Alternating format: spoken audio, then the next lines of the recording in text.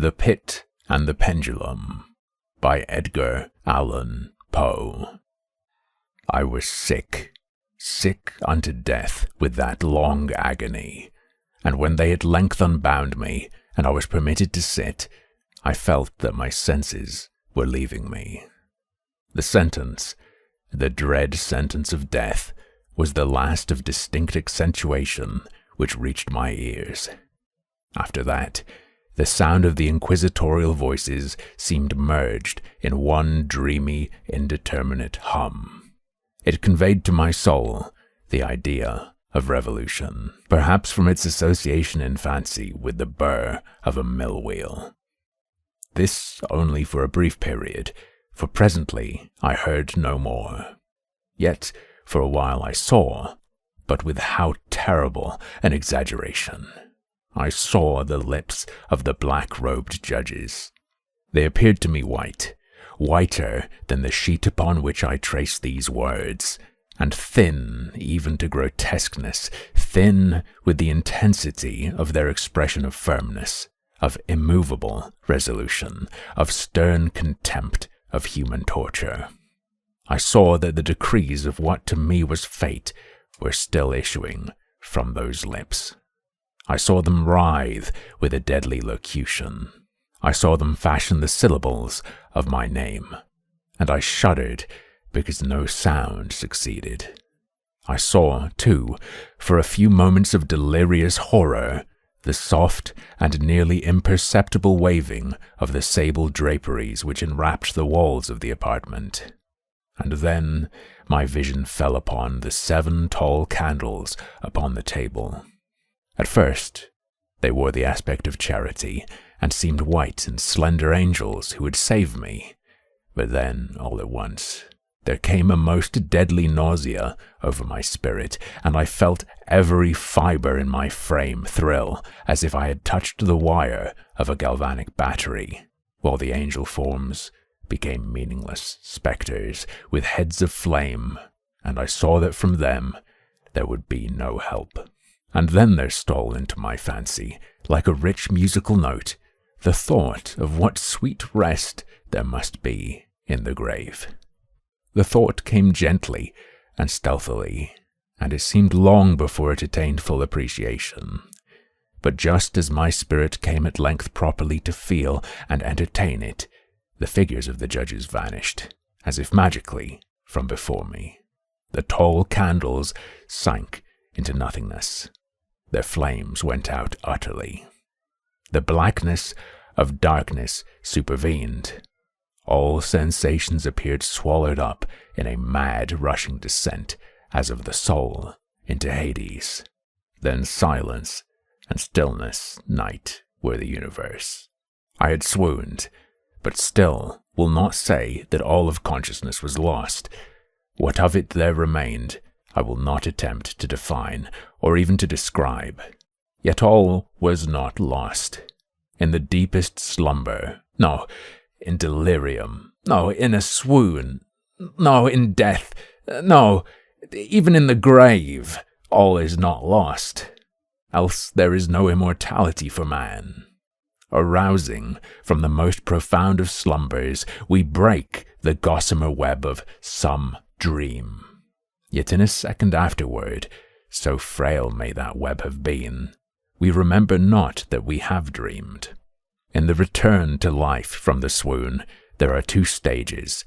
First, that of the sense of mental or spiritual. Secondly, that of the sense of physical existence. It seems probable that if, upon reaching the second stage, we could recall the impressions of the first, we should find these impressions eloquent in memories of the gulf beyond. And that gulf is, what? How at least shall we distinguish its shadows from those of the tomb? But if the impressions of what I have termed the first stage are not at will recalled, yet, after long interval, do they not come unbidden, while we marvel whence they come?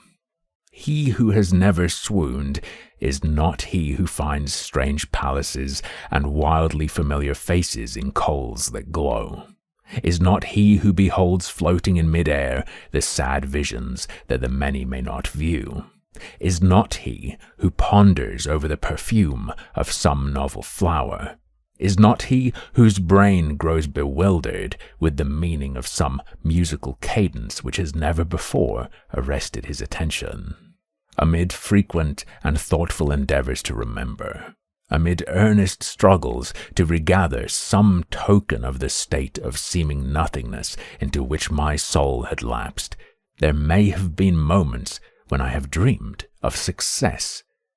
There have been brief, very brief periods when I have conjured up remembrances which the lucid reason of a later epoch assures me could have had reference only to that condition of seeming unconsciousness.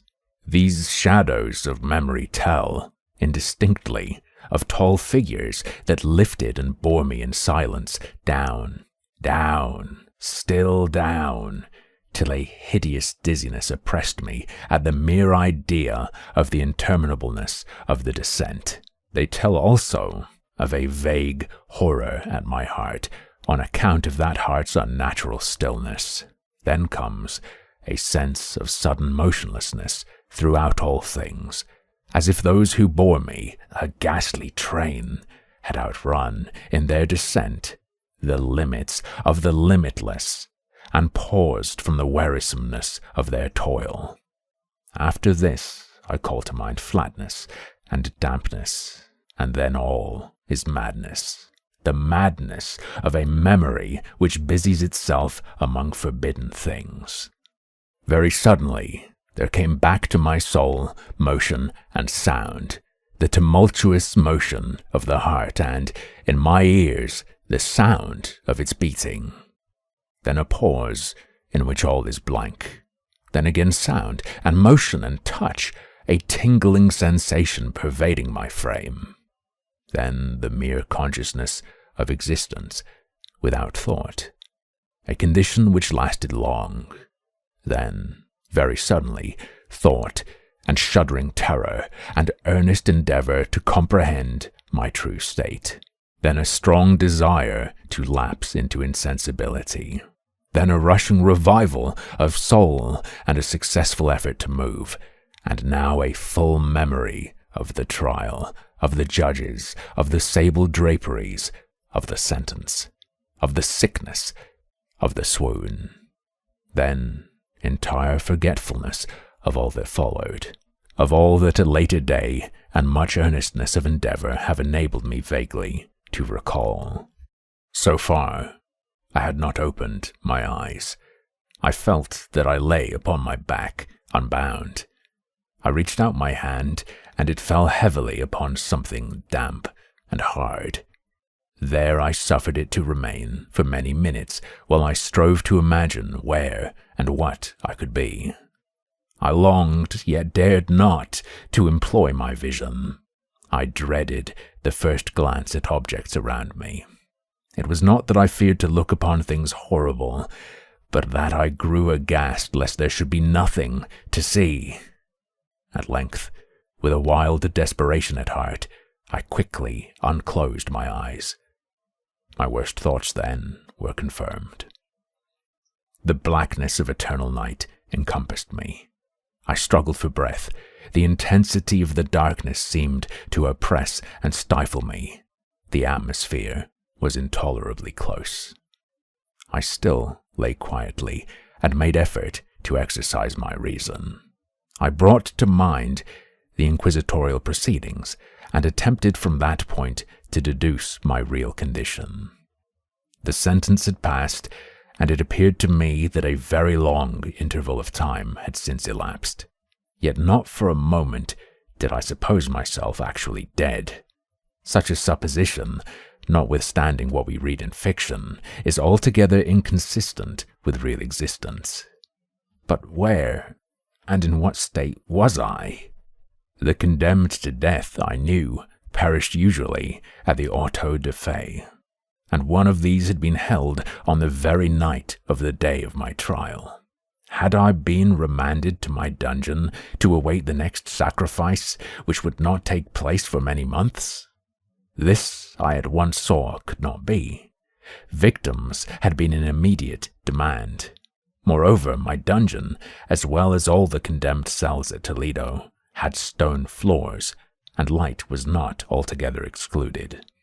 A fearful idea now suddenly drove the blood in torrents upon my heart, and for a brief period I once more relapsed into insensibility. Upon recovering, I at once started to my feet, trembling convulsively in every fibre. I thrust my arms wildly above and around me in all directions. I felt nothing, yet dreaded to move a step, lest I should be impeded by the walls of a tomb. Perspiration burst from every pore and stood in cold big beads upon my forehead. The agony of suspense grew at length intolerable, and I cautiously moved forward, with my arms extended and my eyes straining from their sockets, in the hope of catching some faint ray of light. I proceeded for many paces, but still all was blackness and vacancy. I breathed more freely. It seemed evident that mine was not, at least, the most hideous of fates. And now, as I still continued to step cautiously onward, there came thronging upon my recollection 1,000 vague rumors of the horrors of Toledo. Of the dungeons there had been strange things narrated, fables I had always deemed them, but yet strange and too ghastly to repeat, save in a whisper. Was I left to perish of starvation in this subterranean world of darkness? Or what fate, perhaps even more fearful, awaited me?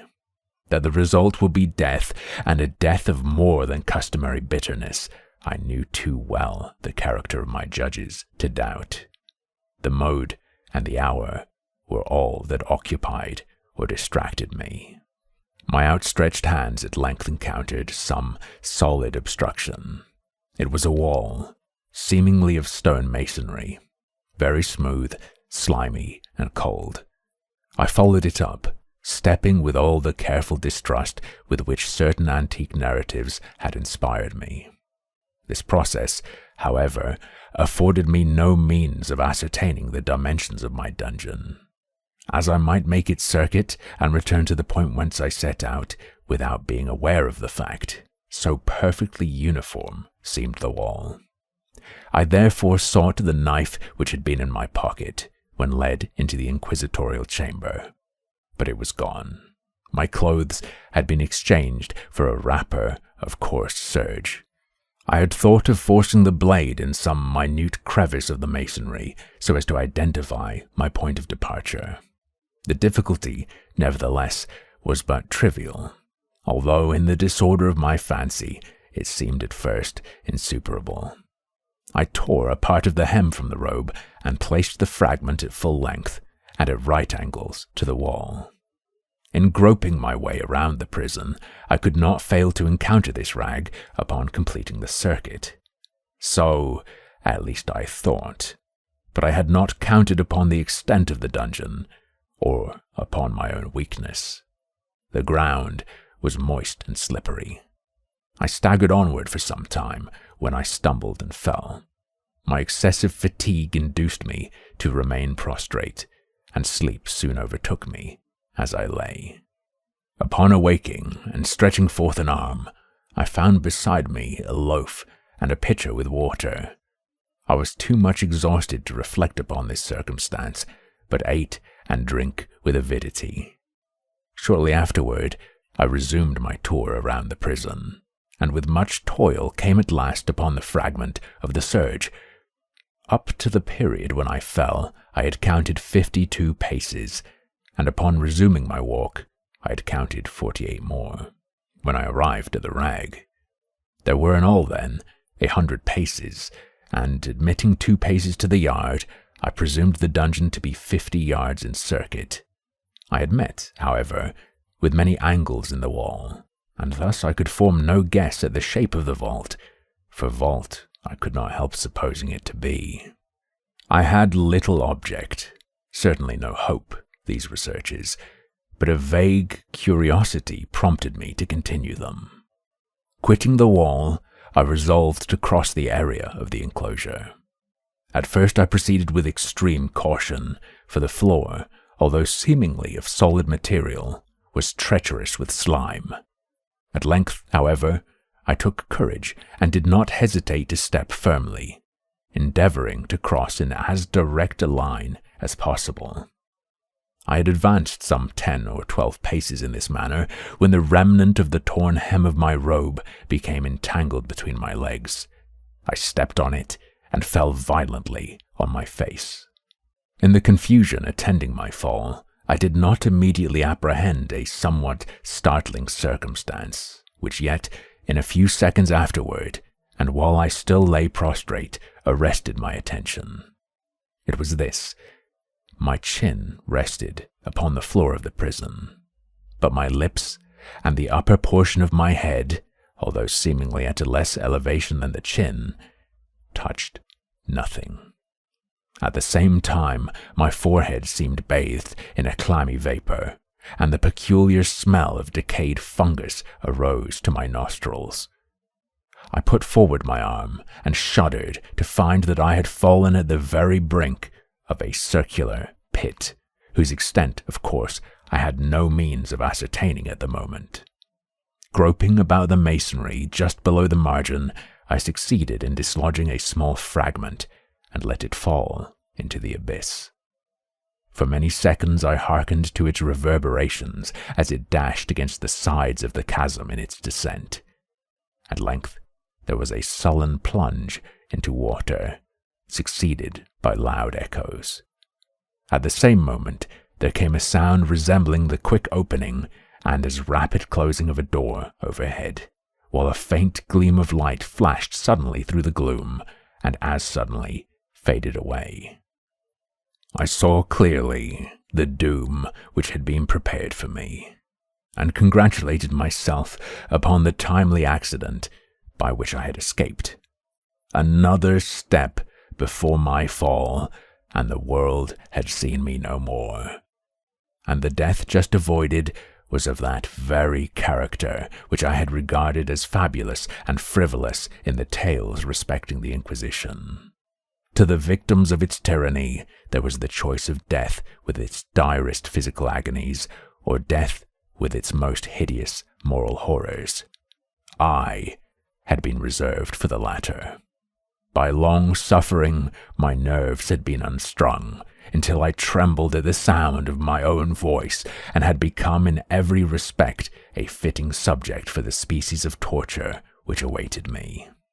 Shaking in every limb, I groped my way back to the wall, resolving there to perish rather than risk the terrors of the wells, of which my imagination now pictured many in various positions about the dungeon. In other conditions of mind, I might have had courage to end my misery at once by a plunge into one of these abysses, but now I was the veriest of cowards. Neither could I forget what I had read of these pits, that the sudden extinction of life formed no part of their most horrible plan. Agitation of spirit kept me awake for many long hours, but at length I again slumbered. Upon arousing, I found by my side, as before, a loaf and a pitcher of water. A burning thirst consumed me, and I emptied the vessel at a draught. It must have been drugged, for scarcely had I drunk before I became irresistibly drowsy. A deep sleep fell upon me, a sleep like that of death. How long it lasted, of course, I know not, but when, once again, I unclosed my eyes, the objects around me were visible. By a wild, sulphurous luster, the origin of which I could not at first determine, I was enabled to see the extent and aspect of the prison. In its size, I had been greatly mistaken. The whole circuit of its walls did not exceed 25 yards. For some minutes this fact occasioned me a world of vain trouble, vain indeed, for what could be of less importance under the terrible circumstances which environed me than the mere dimensions of my dungeon?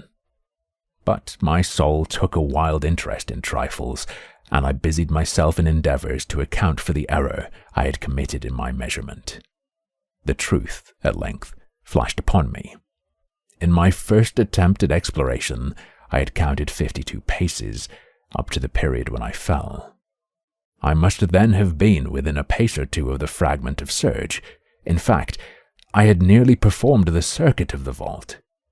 I then slept, and upon awaking, I must have returned upon my steps, thus supposing the circuit nearly double what it actually was.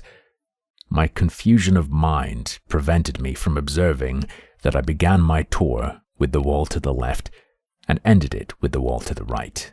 I had been deceived, too, in respect to the shape of the enclosure. In feeling my way, I had found many angles, and thus deduced an idea of great irregularity. So potent is the effect of total darkness upon one arousing from lethargy or sleep. The angles were simply those of a few slight depressions or niches at odd intervals. The general shape of the prison was square. What I had taken for masonry seemed now to be iron or some other metal, in huge plates whose sutures or joints occasioned the depression. The entire surface of this metallic enclosure was rudely daubed in all the hideous and repulsive devices to which the charnel superstition of the monks has given rise. The figures of fiends in aspects of menace, with skeleton forms and other more really fearful images, overspread and disfigured the walls. I observed that the outlines of these monstrosities were sufficiently distinct, but that the colors seemed faded and blurred, as if from the effects of a damp atmosphere. I now noticed the floor, too, which was of stone. In the center yawned the circular pit from whose jaws I had escaped, but it was the only one in the dungeon. All this I saw indistinctly, and by much effort, for my personal condition had been greatly changed during slumber. I now lay upon my back, and at full length, on a species of low framework of wood. To this I was securely bound by a long strap resembling a surcingle. It passed in many convolutions about my limbs and body, leaving at liberty only my head, and my left arm to such extent that I could, by dint of much exertion, supply myself with food from an earthen dish which lay by my side on the floor. I saw, to my horror, that the pitcher had been removed. I say to my horror, for I was consumed with intolerable thirst. This thirst it appeared to be the design of my persecutors to stimulate, for the food in the dish was meat pungently seasoned. Looking upward, I surveyed the ceiling of my prison. It was some 30 or 40 feet overhead and constructed much as the side walls. In one of its panels, a very singular figure riveted my whole attention. It was the painted figure of Time, as he is commonly represented, save that, in lieu of a scythe, he held what, at a casual glance, I supposed to be the pictured image of a huge pendulum, such as we see on antique clocks. There was something, however, in the appearance of this machine which caused me to regard it more attentively. While I gazed directly upward at it, for its position was immediately over my own, I fancied that I saw it in motion. In an instant afterward, the fancy was confirmed. Its sweep was brief and of course slow. I watched it for some minutes, somewhat in fear, but more in wonder. Wearied at length with observing its dull movement, I turned my eyes upon the other objects in the cell. A slight noise attracted my notice, and, looking to the floor, I saw several enormous rats traversing it. They had issued from the well, which lay just within my view to the right. Even then, while I gazed, they came up in troops, hurriedly, with ravenous eyes, allured by the scent of the meat. From this, it required much effort and attention to scare them away. It might have been half an hour, perhaps even an hour, for I could take but imperfect note of time, before I again cast my eyes upward. What I then saw confounded and amazed me. The sweep of the pendulum had increased in extent by nearly a yard. As a natural consequence, its velocity was also much greater. But what mainly disturbed me was the idea that had perceptibly descended. I now observed, with what horror it is needless to say, that its nether extremity was formed of a crescent of glittering steel, about a foot in length from horn to horn, the horns upward, and the under edge evidently as keen as that of a razor. Like a razor also, it seemed massy and heavy, tapering from the edge into a solid and broad structure above. It was appended to a weighty rod of brass, and the whole hissed as it swung through the air. I could no longer doubt the doom prepared for me by monkish ingenuity in torture. My cognizance of the pit had become known to the inquisitorial agents, the pit whose horrors had been destined for so bold a recusant as myself. The pit, typical of hell, and regarded by rumor as the ultima thule of all their punishments. The plunge into this pit I had avoided by the merest of accidents. I knew that surprise or entrapment into torture formed an important portion of all the grotesquerie of these dungeon deaths. Having failed to fall, it was no part of the demon plan to hurl me into the abyss, and thus, there being no alternative, a different and a milder destruction awaited me. Milder!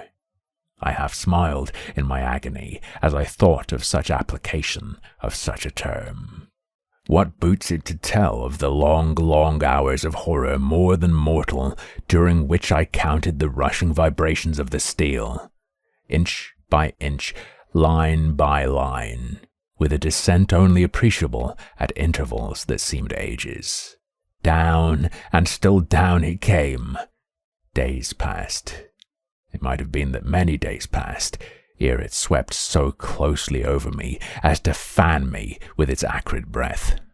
The odor of the sharp steel forced itself into my nostrils. I prayed.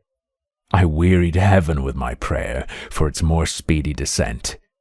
I grew frantically mad and struggled to force myself upward against the sweep of the fearful scimitar. And then I fell suddenly calm, and lay smiling at the glittering death, as a child at some rare bauble. There was another interval of utter insensibility. It was brief, for upon again lapsing into life there had been no perceptible descent in the pendulum. But it might have been long, for I knew there were demons who took note of my swoon, and who could have arrested the vibration at pleasure.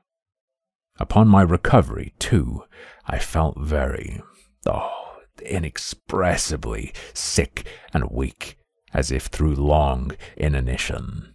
Even amid the agonies of that period, the human nature craved food.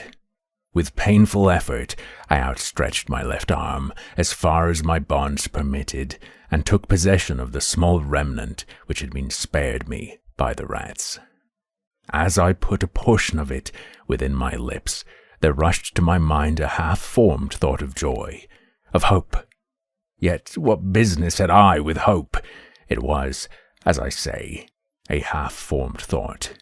Man has many such which are never completed. I felt that it was of joy, of hope, but felt also that it had perished in its formation. In vain I struggled to perfect, to regain it.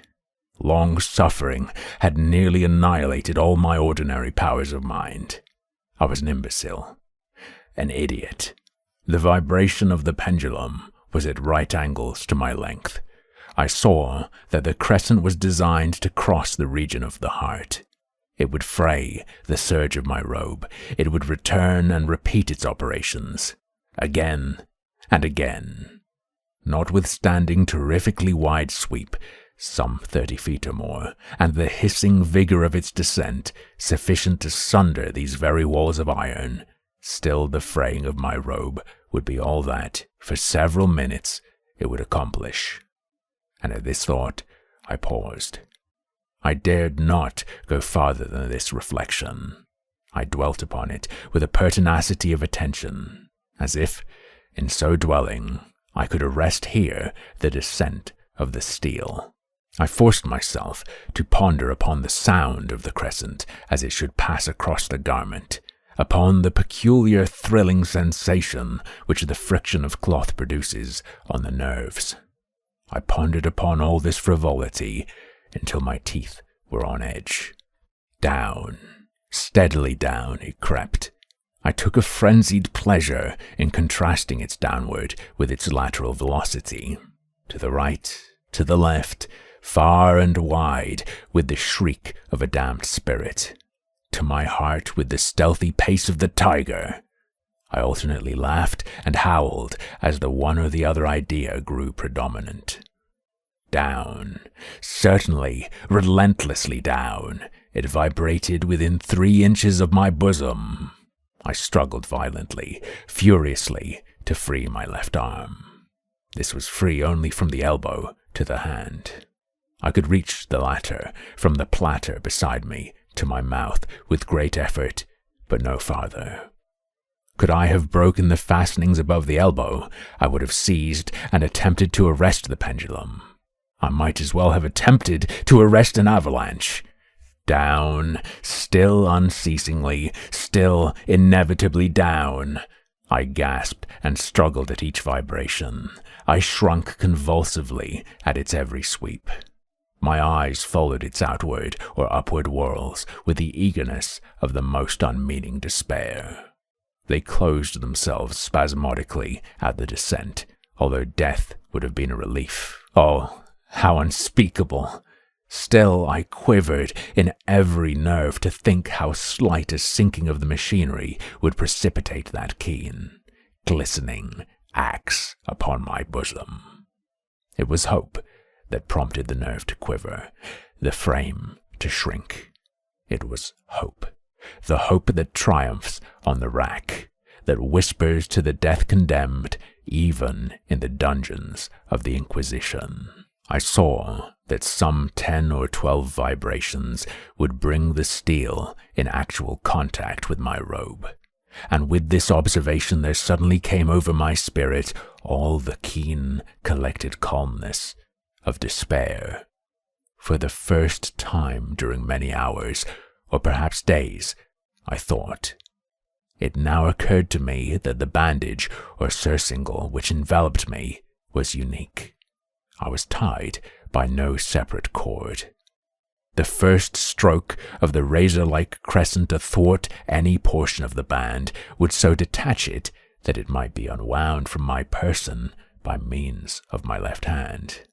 But how fearful in that case the proximity of the steel, the result of the slightest struggle, how deadly! Was it likely, moreover, that the minions of the torturer had not foreseen and provided for this possibility?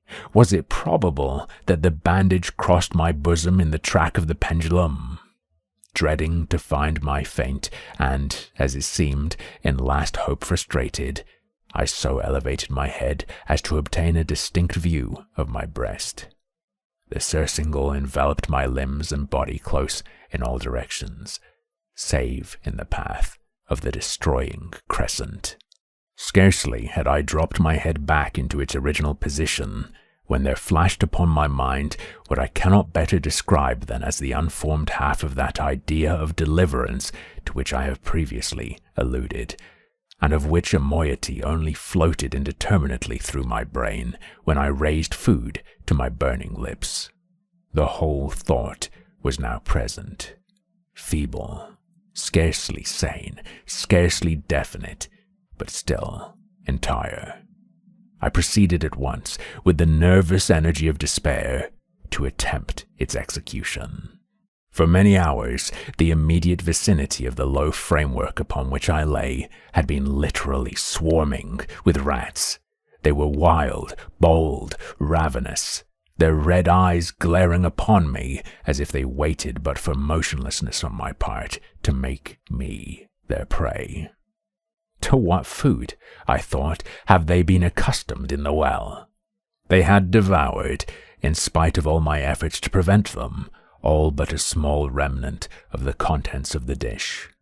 I had fallen into a habitual seesaw or wave of the hand about the platter, and, at length, the unconscious uniformity of the movement deprived it of effect.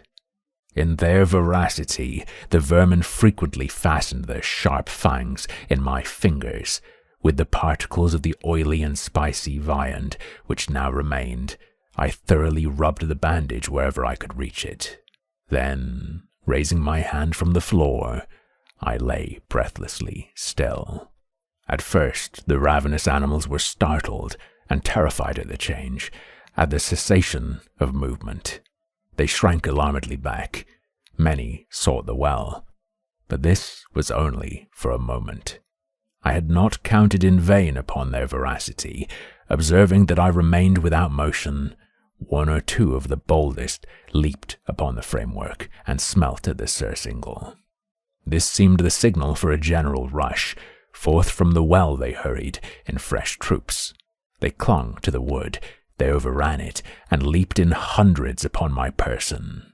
The measured movement of the pendulum disturbed them not at all. Avoiding its strokes, they busied themselves with the anointed bandage. They pressed, they swarmed upon me in ever-accumulating heaps. They writhed upon my throat, their cold lips sought my own. I was half stifled by their thronging pressure. Disgust, for which the world has no name, swelled my bosom, and chilled with a heavy clamminess my heart. Yet 1 minute, and I felt that the struggle would be over. Plainly I perceived the loosening of the bandage. I knew that in more than one place it must be already severed. With a more than human resolution, I lay still. Nor had I erred in my calculations, nor had I endured in vain. I at length felt that I was free. The surcingle hung in ribbons from my body, but the stroke of the pendulum already pressed upon my bosom.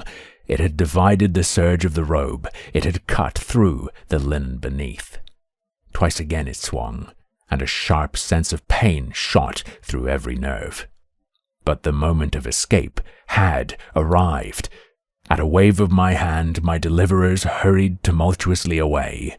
With a steady movement, cautious, sidelong, shrinking and slow, I slid from the embrace of the bandage and beyond the reach of the scimitar. For the moment, at least, I was free. Free! And in the grasp of the Inquisition. I had scarcely stepped away from my wooden bed of horror upon the stone floor of the prison when the motion of the hellish machine ceased and I beheld it drawn up by some invisible force through the ceiling. This was a lesson which I took desperately to heart. My every motion was undoubtedly watched. Free. I had but escaped death in one form of agony, to be delivered unto worse than death in some other.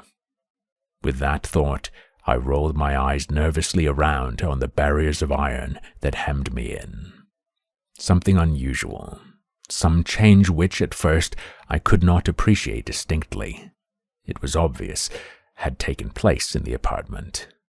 For many minutes of a dreamy and trembling abstraction, I busied myself in vain, unconnected conjecture.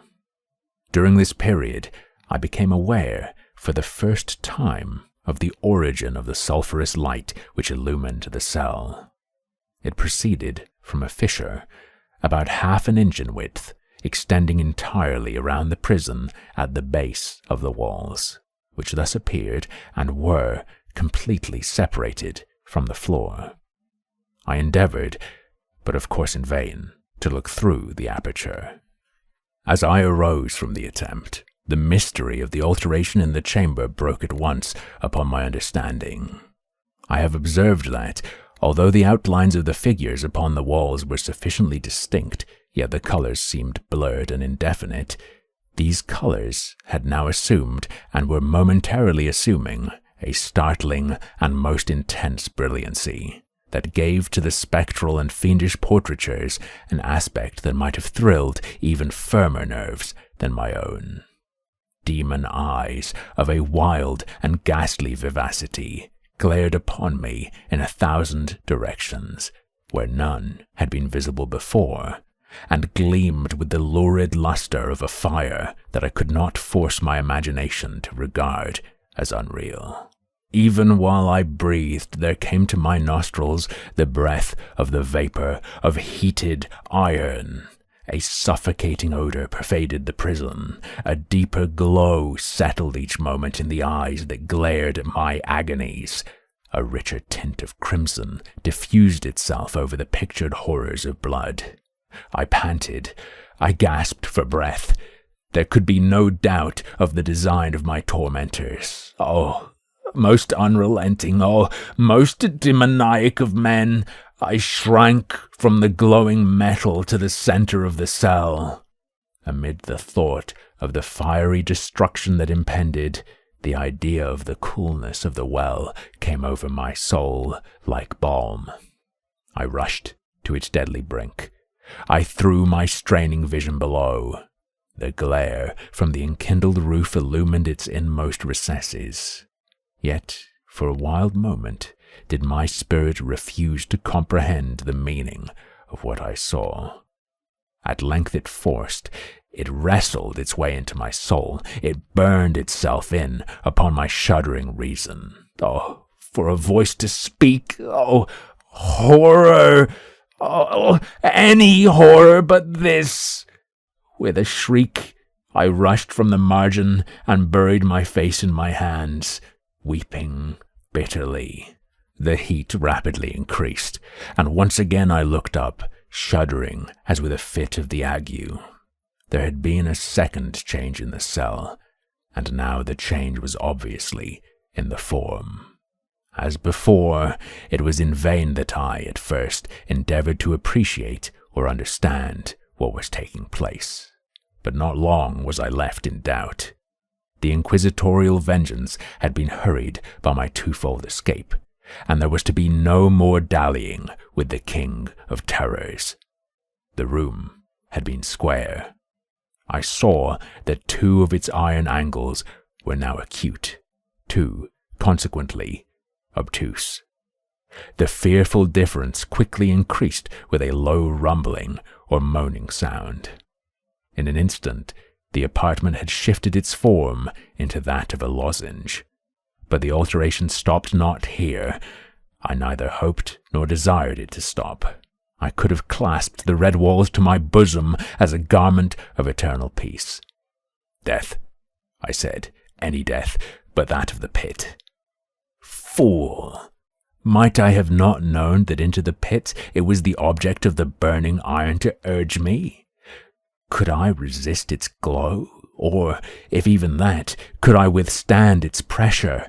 And now flatter and flatter grew the lozenge, with a rapidity that left me no time for contemplation.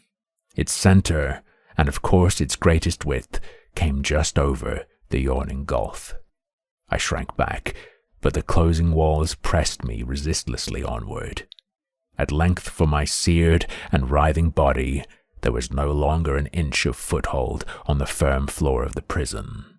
I struggled no more, but the agony of my soul found vent in one loud, long, and final scream of despair.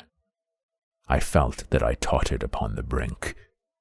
I averted my eyes. There was a discordant hum of human voices. There was a loud blast as of many trumpets. There was a harsh grating as of 1,000 thunders. The fiery walls rushed back. An outstretched arm caught my own as I fell, fainting, into the abyss. It was that of General Lasalle. The French army had entered Toledo. The Inquisition was in the hands of its enemies.